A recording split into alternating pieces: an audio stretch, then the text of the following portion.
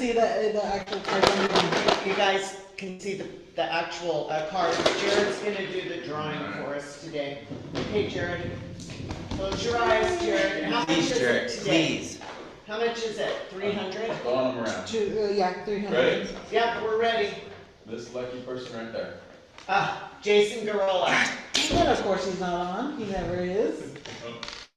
You got Jason Patterson. Yeah, no Jason Garola. So that was that 300, Jack? Yep. So we were at 300. So now we're gonna be at 320 next week. 320. That's a lot of money. I Yes. swore you were gonna pick me, dude. That's okay. Can I That's the reason I put go. 2 cards in there? Yep. Just kidding. One Axon, one Yep. downtown? Bust up your braille cards. Yep. So before we get started with our open house training, and Jared and Fred have both graciously volunteered to be on our panel. So I'm going to ask a few questions, and then we're going to open it up for questions for you guys for what, we'll do a Q&A. But before we do that, I wanted to give a couple of shout outs. Number one, Joseph Morales was 1%, is top 1% of Veterans United. He is in the top 1% of all of the agents in Veterans United. And so that is an awesome achievement. Joseph works his rear off to do that. So for Veterans United, it is not just veterans. He's helping veterans and non-veterans, but he's in top 1% of all of the agents in Veterans United, which was great. Eric, and Eric's last name, he has like 3 of them, Jackie. Which one do we use? It's Medina Vasquez. Yeah, Medina Vasquez. You're writing all his stuff with his middle name, Salvador. So Yes. I confuse myself. So I have no idea what poor Eric's last name is, but it's Eric Salvador Medina, whatever. I just know it's E-R-I-K, Eric. So Eric has been licensed 3 months. He's closed 2 escrows, and I think he's got more in escrow right now. So want to give a shout out to Eric. 3 months. 3 months. He's working really hard. And he's doing a lot with TikTok. And I looked at his TikTok account, and he had one that had one, and this is crazy to me. It was a mobile home. He did a video of a mobile home, and he had 79,000 views on it. A mobile home. And I was like, okay. I know where I'm going after this. Yeah. So go on to You have plenty to be Yeah. Say, wait a minute, so you're the king on that. Yeah. Right? Also, Chelsea Mangano, Pastorello test. So she passed, and so did Anna Ballou. So those 2 passed their LO. So that was great. And Anna is also, I don't know if I'm actually supposed to share this. I don't know if Anna's on. Oh, she is. Anna's on. But Anna's writing a book. And I am so excited. And it's about I don't even know. Anna, you're on here. Tell us a little bit about what the book is about. Anna? There you go. Oh, Man, you're putting me on the spot here. I know. I didn't even know if I was supposed to announce it, That's but okay. I'm so excited that one of our own is writing a book. So just tell us a little bit about what it's about, Anna. It's just basically agent stories, and I'm compiling them and trying to make them into some lessons or discussion questions that could help if somebody was a brand new agent, didn't have a lot of experience. There's a lot to be learned off just some of our stories. So that's kind of what I'm doing. Jared has a lot to share. Yes, Jared has yeah. a lot. Fred has some interesting situations. And I know Anna's trying to use it like as a learning thing too. Like how would you, a discussion point, as well as maybe be careful, don't do this so you don't Right. get yourself in that situation. So I thought that was awesome. And congratulations, Anna, on passing your LO test, and Chelsea as well. That's amazing. And then as a group, our closings, this is why Jackie is working so hard trying to get all our CDAs done. In February, we closed 45 escrows, which was great. In March, we did 50. In April, as of now, we're at 46, and we've got 8 more days to go. So we are going to surpass what we did in March. And I got on the Axon huddle this morning, and they were really talking about how slow things were. And a lot of them were saying how slow, and I thought, not around here. Like, we're moving. So I think I know you guys are working hard and you're doing a great job. And I just wanted to kind of acknowledge that we're at 46. We closed 10 on Friday. 10 last Friday. And what the 51 is we had 51 agents take on listings since we switched to Axon.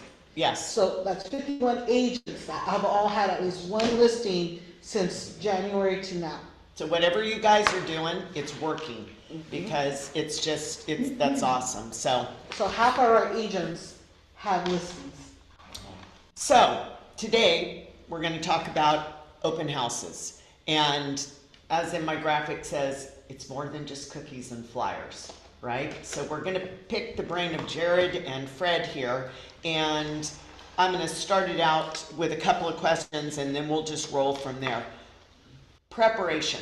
What do you guys do before the open house to prepare for an open house? I keep a box in my garage that's got everything you would need if the house is completely empty, like a vacant home, something like that. So hand soap, a hand towel, a roll of toilet paper, a couple of candles in case you get there and it doesn't smell great. All that kind of stuff is just always ready. Everything that I will need other than food and stuff to print out is ready to go at any time, just because I don't want to have to do anything more than glance in that box the day before and make sure that everything's there. I want that morning to be as boring as possible for me because honestly, I don't like doing open houses. So if I'm already like stressed out and running behind schedule and all of that, by the time I get there, I'm already in the wrong mindset. The more relaxed I can be, the better. So I have all that ready at all times. That way all I've got to do is printouts, which is really easy. Even if I'm making the flyers myself, they've already sent us a template the last time you hosted an open house. So even if something comes up last minute, you're just swapping in pictures and changing out the wording on the flyer. The design's already done. Other than that, I like to run a set of comps for the house before I go. Obviously, if I haven't set foot in the house yet, because it's not my listing, I'm not going to know exactly where I would price it or anything, but it gives me a chance to kind of see what the neighborhood's doing. And a lot of times, informed buyers or completely uninformed buyers will walk in with an idea in their head of, well, this house is worth this to me. And now I'm sitting there with something that shows where in that neighborhood this house sits. Oh, this is the nicest house in the neighborhood. The last one is selling, or last few that were really nice sold for around this, so it's priced appropriately. That kind of stuff, just basics. It's nothing too in depth. Right. And then the one thing that I do that I don't think most people do is I do a raffle every week that I do an open house. I raffle off $50 worth of gift cards. I do a $25 and $5 ones. The reason being, I want people to sign in, and when they do sign in, I want them to give me real information. So it's just a little hook, and $5 doesn't seem like much, but you'll get more accurate phone numbers, names, and I don't know how many times people have kind of smiled and gone back and changed their phone number on a sign-in sheet after I've told them that we're doing a raffle. So that's a really easy thing to do, and it's gotten me some clients over the last couple of years where I have a reason to meet them in person. And maybe we didn't have that great connection at the open house, but having a real reason to contact them, to provide that tiny bit of service to them, like, here's something for you, I'm not even asking for anything in return, they're going to remember you even if they buy a year or two later. You've got a much better chance of not just being one more realtor they saw at an open house that day. That's awesome. That's really good. I think the raffle is a great idea because they do. Because it is hard. We all know it is hard to get real phone numbers out of these people, right? They give us fake phone numbers, so that is awesome. Jared, what do you do prior? I too, like Fred, have a box. It's the standard Costco black box with the yellow lid with a bunch of knickknacks in there. So the cheap aisle in Target that has all the, you walk in by the courtesy desk, I shop right there and get all these little home designs and stuff like that. And dessert platter things. I could just, put all my stuff out there. I do snacks. Just grab whatever's available, cookies or snack bars and waters and drinks, whatever. And then I try to get some information. There's so many different sources you can pull information from. So I'll bring market reports from the MLS that Maribel and I go to religiously, and current interest rates from a lender. So the other thing too is I'll ask them questions about what do they like and what do they don't like about the house. And we all know the statistics of getting a sale at the open house are low. But a good testimonial I have is they didn't like the kitchen. I go, there's a home I looked at yesterday I think you'd like. This is over in like 5 minutes. Would you like to go? And they're like, yeah. It was new construction. Took them over there. They liked it. And, lo and behold, they end up buying there, That's awesome. So, Do you guys ask if they have an agent when they walk through the door? How do you work that into the conversation? Because don't you feel like that stops the conversation right there? And you don't want to waste your time, but what are your thoughts on that? And also, these are real basic questions, but how do you ask them to sign in? Like, do you just say, what is it? What's the script you use to get them to sign in?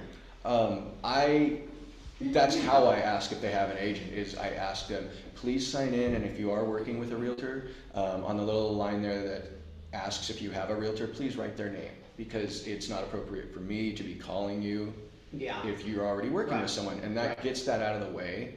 And it sounds less harsh, don't you think, Fred, than like, if you do you have an agent? And then you roll your eyes and walk away? Yeah, right. And it's still like, I'm still gonna help you, but just give me the information that I need. Yeah, if they tell me they have an agent, it really doesn't change the conversation for me, because I'm not a used car salesman, right? Like, that's not how I'm trying to come across anyway, so the only difference is really gonna be if they start asking about, would the sellers come down a little on price, or do you think they'd give me, and I'll just let them know, like, look, that's, if you're working with an agent, that is a question that I need to come from them. It's inappropriate for me to get into, because technically we're negotiating already. Right. And so even like a basic question like that, I just don't ethically want to cross that line. Have your agent give me a call.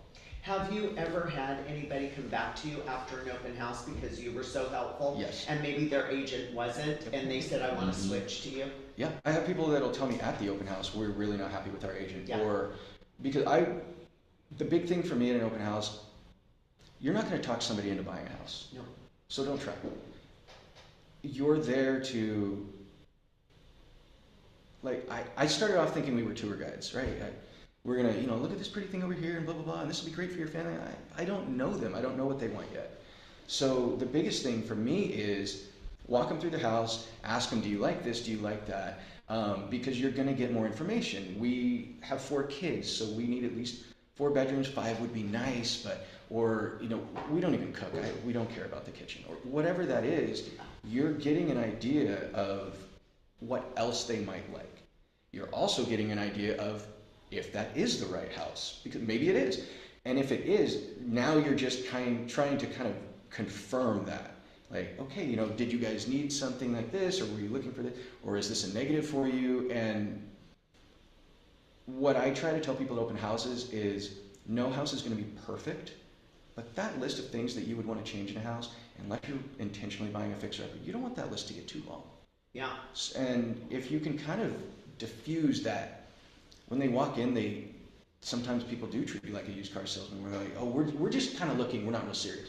And like, well, that's cool. I'm standing in this house you're looking at, so let me show you around, is a lot nicer than, so you guys gonna buy this or what? Is how they expect us to come across.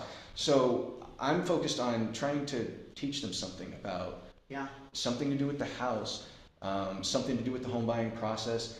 Ideally, I like to point out something that's wrong with the house.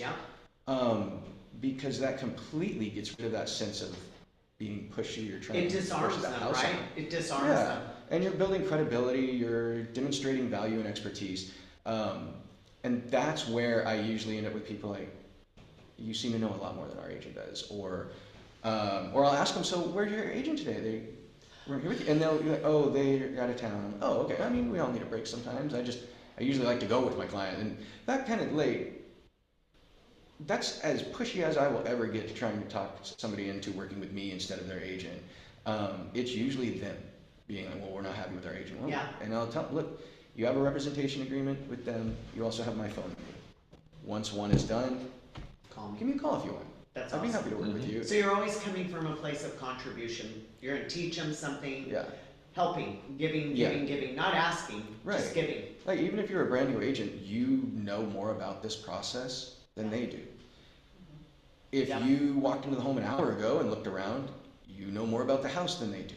Yep. So find your comfort zone in knowing that even if you know less than the other agents around you, you know more than that potential client that just walked in. That's great. Have you ever converted, Jared, a neighbor, Um, either as a buyer or a listing? Have either of you ever done that? a listing, yeah. Mhm. Yeah. Don't you think those are gold? Yeah. When the neighbors come Yep. over. They see how professional you are and how well you're set up. How do you guys identify if that's a neighbor? I mean, if They they usually don't just. tell you, Yeah, Yeah. that they're just looking. like, they like look when around. they walk in, and I don't want to tell them, like, you're my favorite people that will come today because you own a home that you want to sell at some point. Yeah. Or Yeah. you might have family that's looking to move into the neighborhood or something like that. And like, you're exactly who I'm here for, because the people looking to seriously, like, are interested in this house right now probably already have an agent. Yep. So you're more valuable to me, the person That's that's right. thinking about maybe selling next year or whatever. On average, you're probably more valuable to me than the person that's walking in like, I want to buy a house this weekend. And another reason, don't you think, to be helpful and coming from contribution, because that neighbor's like, look how helpful that agent Mhm. is. I like an agent for that. Yeah, to after sell we my told house. them that they weren't going to benefit from us directly this weekend, they were still engaged and happy to talk to us and not trying to blow us off to go talk to somebody else. Yeah, that's great. Do you do anything, do you think, to make your open houses more memorable than anybody else's? Is there anything special that you do? Well, one thing I inadvertently realized is I had a open house on my listing out in Fraser Valley, kind of a hard spot to, be driving. You'd have to want to go out there and know in advance. And I was amazed at how much people did go out there. I was like, man, this is great. I was worried about it striking out that day. And a few people said, well, what brings you into it? I seen it on Realtor, I seen it on Zillow. And I had listed that open house or advertised it so far in advance on the MLS, and it automatically plugged into those outlets. So that's kind of a good takeaway I didn't realize before. The sooner that you put it on there, the better it's going to. Will it auto go to Zillow if Yeah, you put it it on the does. MLS? Oh, it does. Okay, I see. It even on Zillow, you get a little special icon on that listing when there's an open house coming up. So when and there's a filter, you can put only open houses. So it really does stand out when somebody's just scrolling through. It's why I like to get my listings on by like Thursday at lunchtime, Yeah, because that way I've got people on their lunch break that day, and then for the rest of the week that, we all have, like, when we're searching for homes, we're sending them to our significant others, we're scrolling when we have a few minutes of downtime, so that lunchtime or right after work or right after dinner, all of a sudden those people are trying to figure out whether they're going to go look at homes that weekend or whether there's something worth looking at. If that open house is popping up with an icon that catches their eye, there's a much better chance that they're going to come. I'm gonna ask you some strategy questions. So, how do you pick which homes are the best ones? What days are the best days? What times?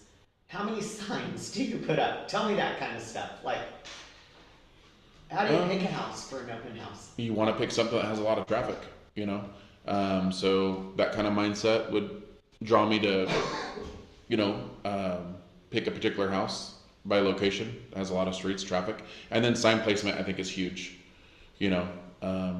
Identifying too, because people will go and they're not even sure, even with the for sale sign in the front yard. So I have a big old 12-foot sign and put up too. So there's no doubt that this is the open house. It's right here, balloons. Right. Yeah, generally I want something that's going to be the first weekend on the market, if Yeah. there is a good one available. Yeah. Because anybody who's looking at it popping up that already has a search set up, whether it's from their agent or from Zillow or Realtor or whatever, that's going to be fresh in their mind.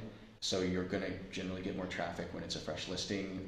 After a price reduction can help. High traffic, definitely. I also think your price range is important. Yeah. I think a lot of people, like, they want that $1 million sale. There's not that many buyers. And those buyers, it's not their first home, so there's a better chance, or a higher chance that they're already gonna have an agent. That's true. If you can find something around the median home price of the town you're in, so for most of our area, you're talking about right around 400K. So 300 to 525-ish, probably, you're gonna get the most traffic. Because just statistically, there's more families in that area that can afford that home. So don't chase the fanciest listing out there. Like, find something where you're gonna get good, consistent traffic, and it's gonna increase your chance of that weekend paying off for you. That's great advice. Good advice, yep. What about fixer-uppers? Have you ever done open houses on kind of not so great, not real bright, shiny homes? Have you ever done that? If it's my listing, fine. Yeah. Typically, no. The people that are buying fixer-uppers, it's probably not their first time doing it. Yep. And if they're the people that buy a fixer-upper and fix it up and sell it or whatever, they have a consistent agent they're already working with for those almost every time. Okay. Would I be open to doing it? Sure, if that's the best option out there. But typically, I want something where, those main pictures that pop up, that curb appeal, the nice kitchen, the nice backyard, that's what I'm usually looking for. So basically, strategy is good area, high traffic area, recently listed, and median price range, a good price range. Because you're right, you get up too high, they've already got their own agents. They're not, it's not their first rodeo. Yeah. So then you're relying on neighbors, right? If you can get neighbors to come to that high price point house, maybe you get a listing eventually. Right. But especially, like, if you're a newer agent, I don't need long-term prospects. I need to sell a house. That's so it's tempting. I know I was guilty of it when I was a new agent. I was like, I want a big check, Yeah. I want to go walk through fancy houses with fancy people. And it really ends up being, you kind of get over your head with people that have bought several houses and you haven't sold several houses yet, or just dealing with, I'm here all day, 3 people came through and all 3 have an agent. So that leads into, I was going to ask you, what's the biggest open house mistake you've made? And I think you just said maybe one of them was early on going for high price when you probably could have had more traction with something that was a little bit less. Any other things that you used to do or that you've learned as through your open house, through your experience as an agent, that you don't do anymore? Location, go back to location. I've had some really poor turnouts where the home is just not located in a good traffic area. Yeah. Sunday football days, never a good thing for me. Yeah. What Yeah. do you think about days? Like, what is it? What about evening? What about weekday open houses? Have either of you had luck with that? I have not tried that.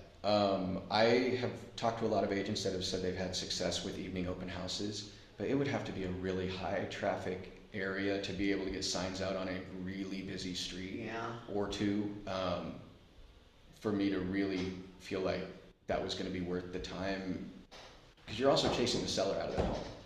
Yeah. Right. Yeah. So like a Thursday evening, if they've got kids or they go to work early in the morning, like, they're not going to want to be out of there either. So you need to make it worth their time too. If I'm going to have 2 groups come through, is that worth interrupting their dinner? Probably not. No, it's. Or I can target a see vacant it listing, working. yeah. Oh yeah, vacant I could definitely see. But it needs to be a situation where it's like a holiday weekend, Easter weekend, so I'm going to do Friday, Saturday because nobody's coming on Sunday. Something like that, I could see that working well. Have you ever done weekdays or weekends? I have, but not too much great results. But I have heard other agents that have Yeah. good results. I know. I mean, traditional is what? Saturday. Saturday for me. Sundays. I like Saturday a lot. And what's better, Saturday or Sunday? And does it matter? Is it affected by what sports are going on? I mean, it's. Yeah, I football think season- Saturdays are better for me. So During football season, Saturdays, you're going to get double traffic. When it's not football season, they tend to be pretty even. okay. Depending on what time you do them. I know everybody likes the 1 to 4 slot. I like doing 11 to 2, and I don't leave until there's nobody left. So I'm there pretty regularly until 2:45 or whatever. I feel like I get more people coming out of church that way on Sunday, especially. Yeah. And I have riders that go on top of my open house signs that say the day and time that I'm hosting. So Oh. I leave my signs up. Like, I'd love to say I always put them out on Friday night for Saturday open houses. I generally don't. I put them out Saturday morning and I pick them up Sunday at the end.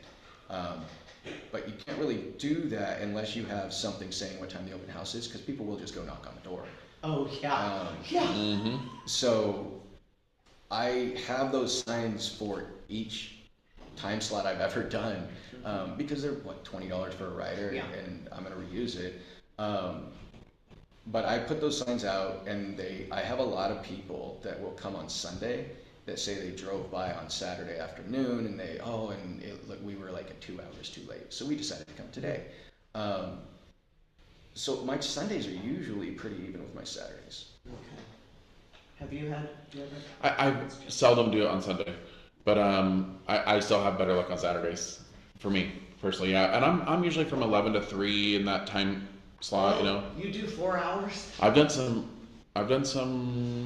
6 hours. I think the longest Oh one my for you. God. If it's gonna be a really good traffic one, yeah, I'll be there all day if I need to. Right. But I'm being productive too. If it's dead, I'm working on my computer. I'm making videos. Yeah, You know, that's true. being productive. So what do you guys do after the open house? You get some leads, you got your sign-in sheet, then what happens? For me, the first thing, if it's not my listing, I'm texting the listing agent. Here's how many people came through. Here's the agents that people told me they had. So if they get an offer from an agent that never scheduled a showing, it makes sense.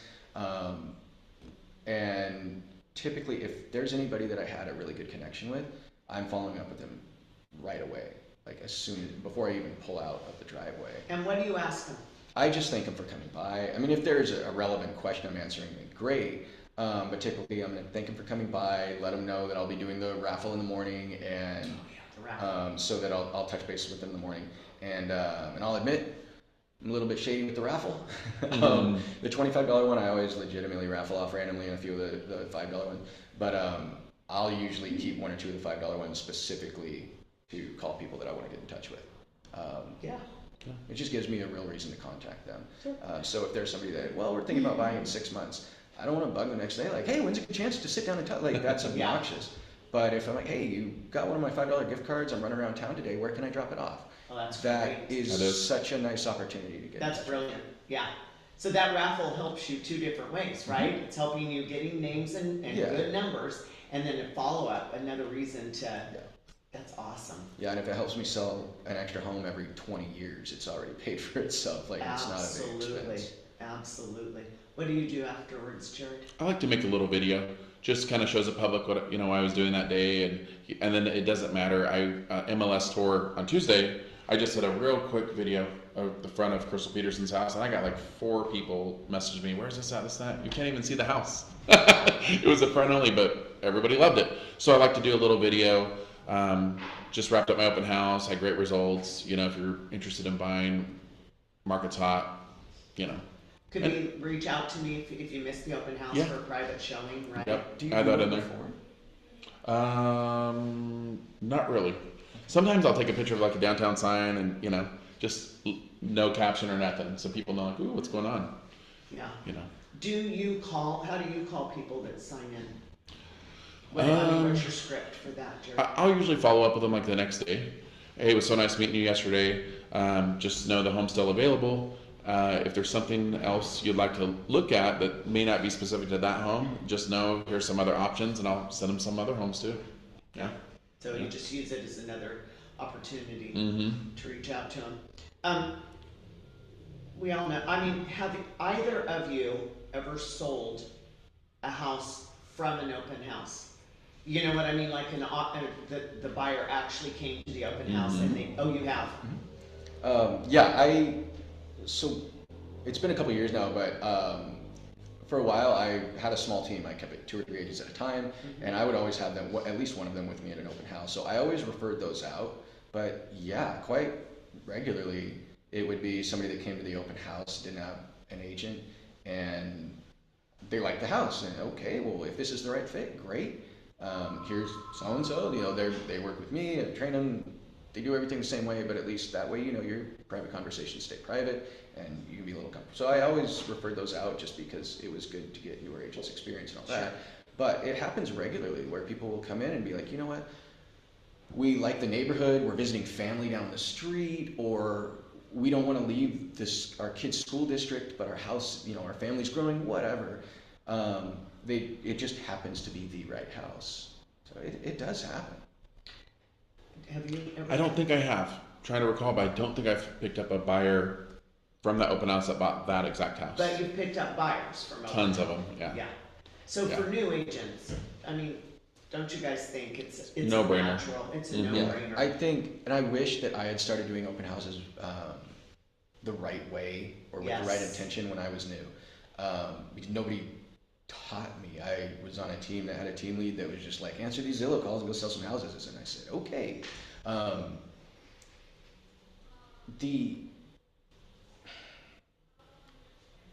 The single best way to get in front of a lot of people to talk about real estate when you're a new agent is open houses. I would recommend team up with somebody with some experience, host an open house with them. And if you're really new, maybe you don't even talk to anybody that day, just listen. Yeah. And you're gonna see people come and go, and as you get more comfortable talking to them, you're gonna have a conversation, they're gonna leave, and you're like, why did I say this? Or why didn't I say this? Somebody else is walking in 5 minutes, that's your chance. Like, you can't put a value on just getting comfortable talking to people about real estate. And it's the best way to get in front of a lot of people in a short amount of time. And don't you think, I mean, I know sometimes agents do big spreads and, big food, but honestly, if you're a new agent, right, and you're trying to lead gen through Mhm. open houses, it doesn't have to be super fancy, don't you think? I think the information is worth more than the snacks. Yeah, most of the snacks you're taking home at the end of the day anyway. Yeah. People don't usually eat a lot of them. I think if you're in a really nice home, you probably need to do something A little more, decent. Otherwise, it just seems a little strange that right? the expectations set a little higher. But for most homes, I walk through the grocery store, bakery section, and whatever's on sale or looks like kids will love it, I'll grab some. Most of them don't get eaten, but I'm strictly focused on what the kids will want. Because the adults are there to buy a house, right? Or might be there to buy a That's house. good The advice. kids want to leave. The first one they go to, they'll have fun for 5 minutes. After that, they just want to get back in the car. Smart. True. So if I can slow them down with a cookie or a cupcake or whatever, then I have a few more minutes to talk to their parents without them getting pushed out the door. Have either of you used the Lofty sign-in sheet, the QR code, on the laptop yet? I have not yet. Me neither. I need to start because more and more people are comfortable with that. Because their information goes away, right? Because on the sign-in sheets, sometimes they're one after the other. I just didn't know. I know Ronnie's used it. A few people have used it, and it's kind of. I used it at the coast. It was interesting, and it looks very professional, especially when you put it on a laptop. Yeah, my concern has always been that somebody would take that as a little intrusive, I guess. Like if they were hesitant to sign in at all to begin with, I think we're all we should be cautious about what we're putting out there. Right. And autofill is a little scary for a lot of people. They're like, how much information am I giving you? It's basically the same info. But I'm from somebody's perspective that doesn't know that. Right. They might think it's going to be something else.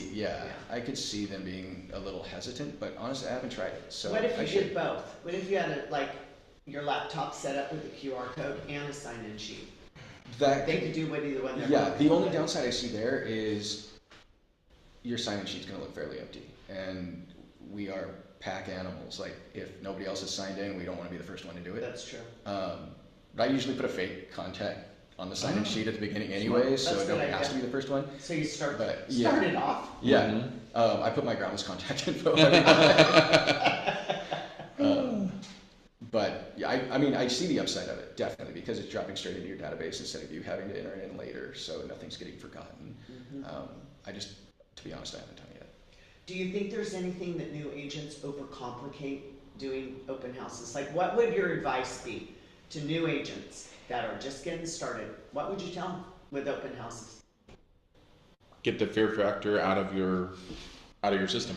Just go in, be prepared to talk and have conversations. Good conversations, So And stop being afraid of telling someone you don't know. Yes. I don't know, I'll Yeah. find out, or let me double check. Mhm. There is nothing wrong with that unless you don't follow through on updating them with the answer. And don't you think it gives them it gives you another opportunity to reach out to them, right? It does. If you have to find some information, oh, let me get your number, I'll call you back. Now you got their number. Well, even just minor stuff like, what's the square footage of the house? Oh man, we're at like 2,200 square feet, let me double check. Or it's on flyer, it's that. No, very few people are gonna have an issue with you not remembering exactly what year the house is built, especially if it's not your listing. Yeah. So just relax. Nobody's an expert that's walking through that door. Just, you're fine.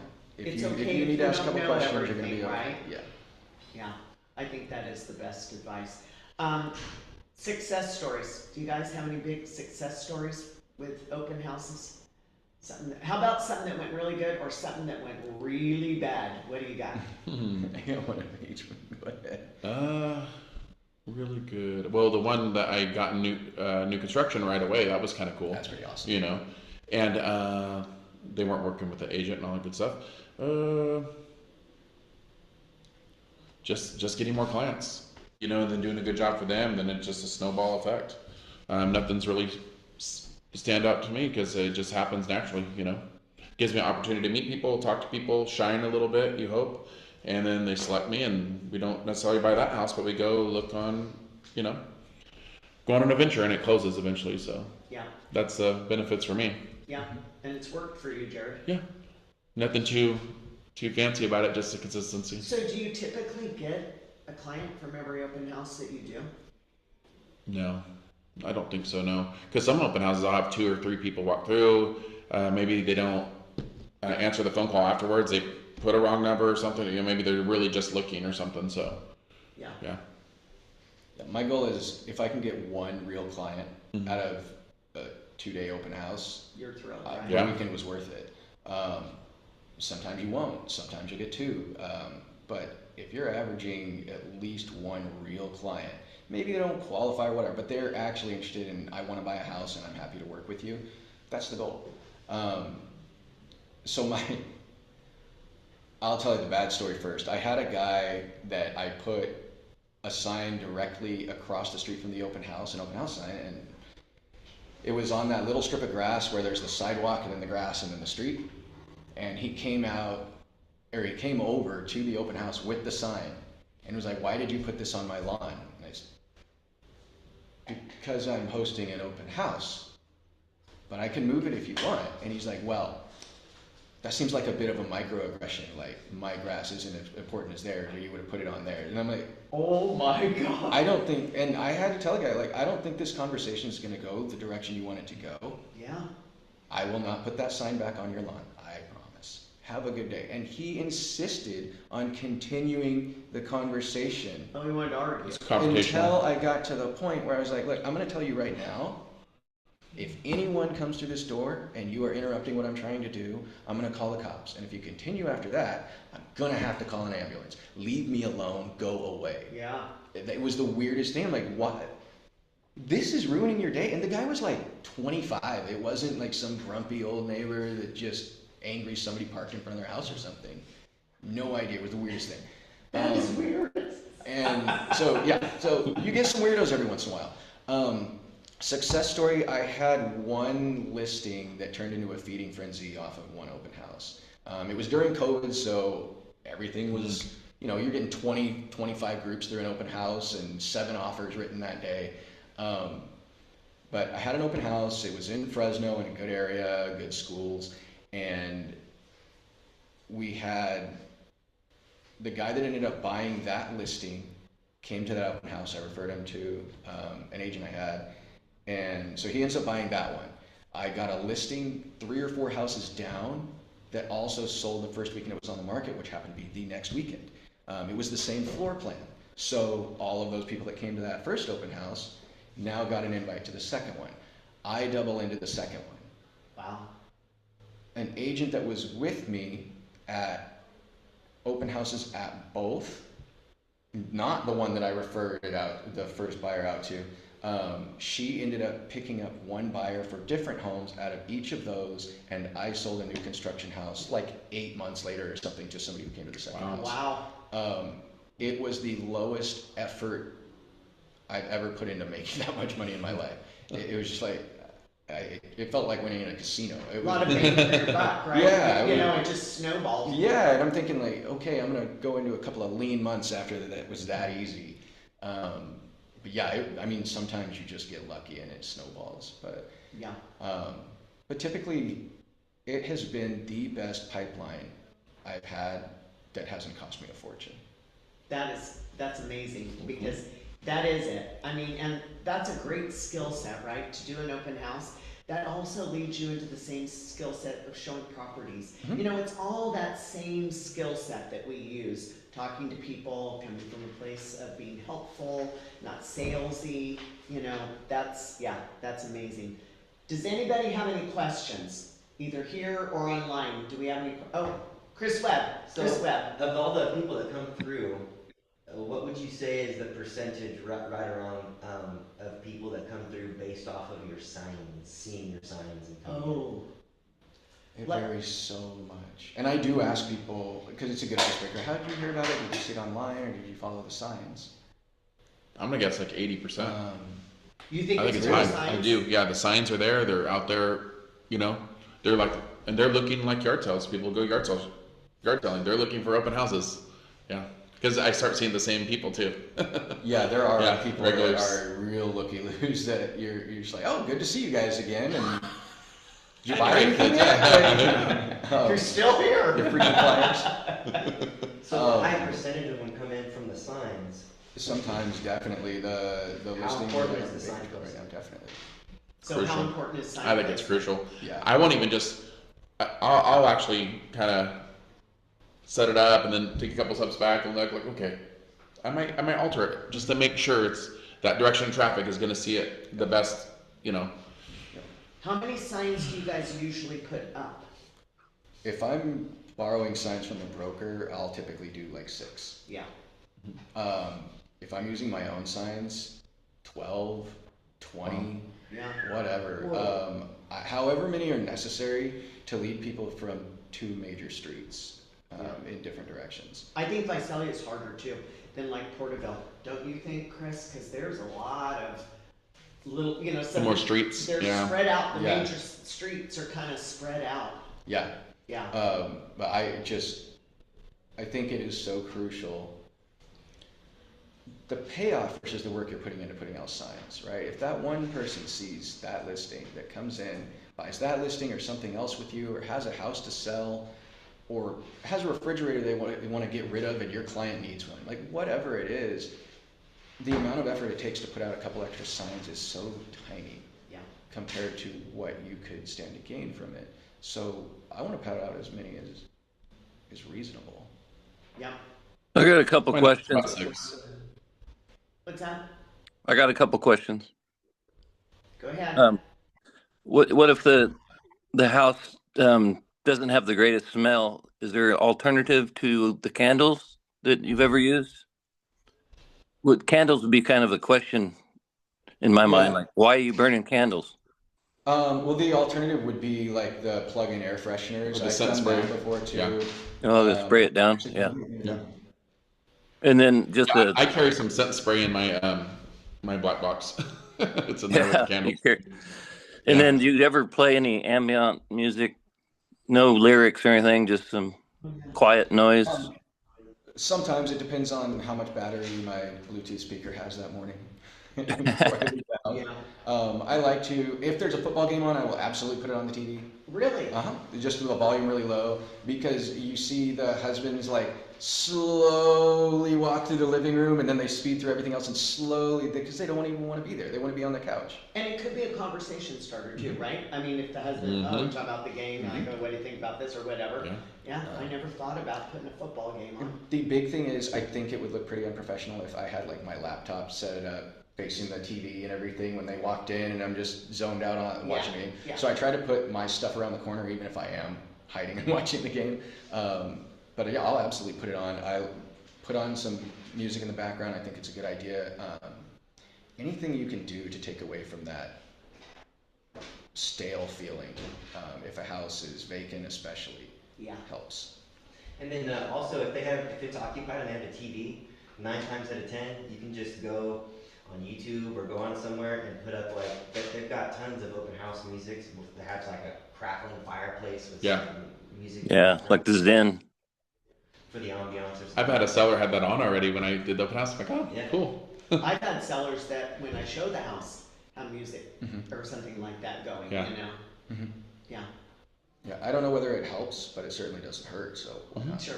Is there anything that's a definite no-no that you would say for open houses? Like, do not do that. Absolutely do not do that. Don't be late. Don't be late. Don't go in the backyard. We had Hide in the backyard. don't hiding hide. in the backyard. We had an agent hiding in the backyard and people are wandering through the house. Don't do that. That's kids, yeah. Taking your own kids and laying them. Oh yeah, agents taking their own children to the open house, which I guess if you have, and kids that weren't well mannered. Depending if they're well mannered or not, or if they're like little helping assistants. Cool, cute. That's what I'm But looking where for. they're running around, screaming their heads off, Bad. jumping on couches or stairs.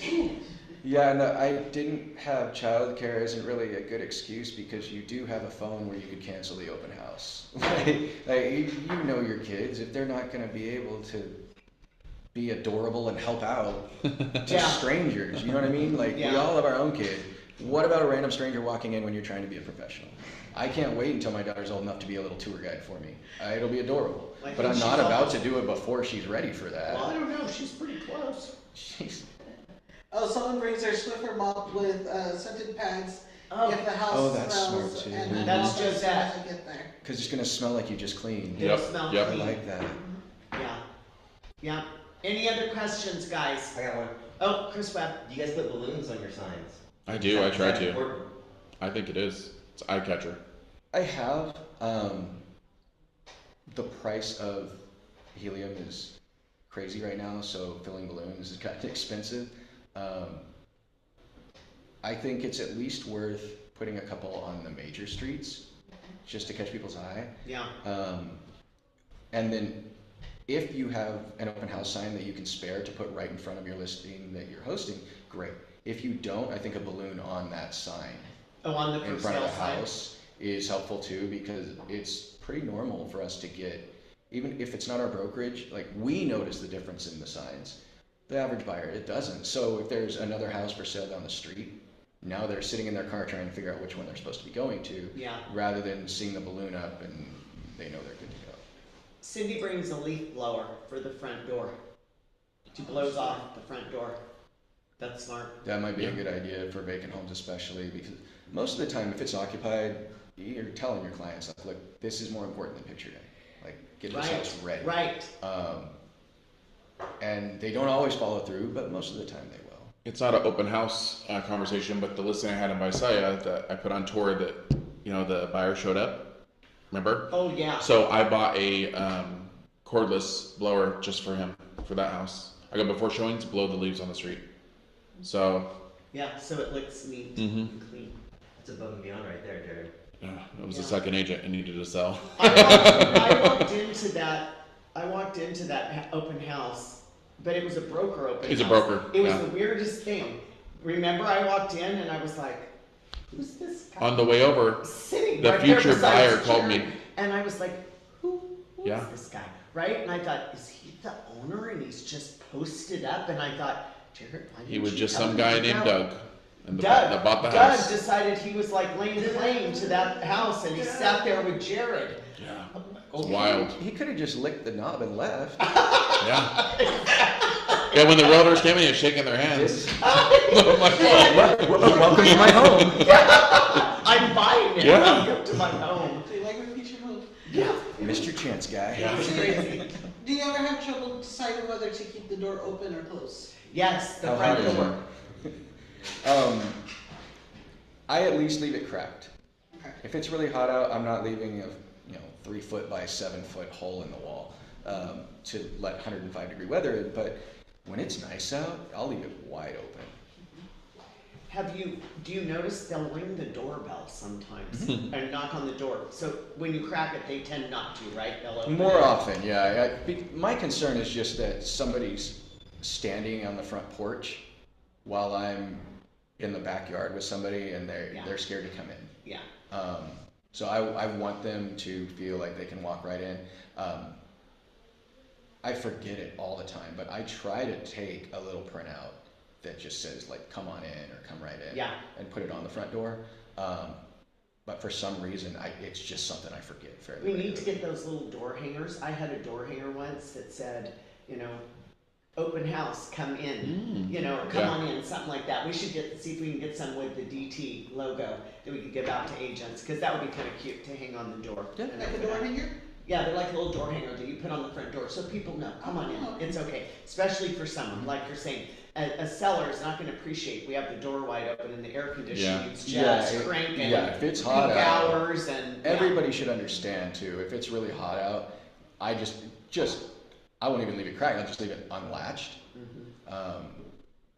And if you're gonna print out flyers like that, like come right in or anything like that, take the time, put a downtown logo on it, put something on it that looks professional and not just giant letters like you're having people over. I had an open house fiasco where I had an open house and the door was open and a dog came in but did not belong to that household and managed to poop in the living room, and it wasn't even nobody knew. I was like, where's this that dog? went from funny to tragic so fast. Really bad, really bad. And so, you know, it wasn't their dog, because I'm taking pictures and sending, is this your dog?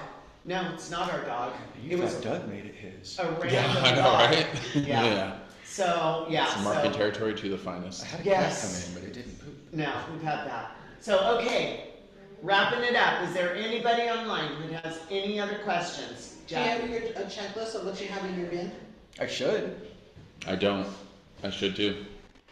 So we can easily share, because in my brain is like how you said, I'll glance the night before to look. So it's like, what triggers your brain as to, oh, this is missing or this isn't there. Like if there's a checklist, it's easy to confirm everything's there. I mean, it's been so long doing it now that I know what's supposed to be in there. Yeah. To me, it's more the other stuff. Like that's automatic in my brain now. But I mean, my brain's like a ping pong ball. I need a list for everything, and I hate making lists. So I'm terrible at it. But that part's automatic for me now. It's more like forgetting the sign for the front door, or forgetting the little raffle printout I have, like that kind of thing. Yeah. It's little stuff, and it's always something. Well, thank you so much, guys. That was amazing information, and I appreciate your time and being on the panel. And let's go. Let's do some open houses, guys.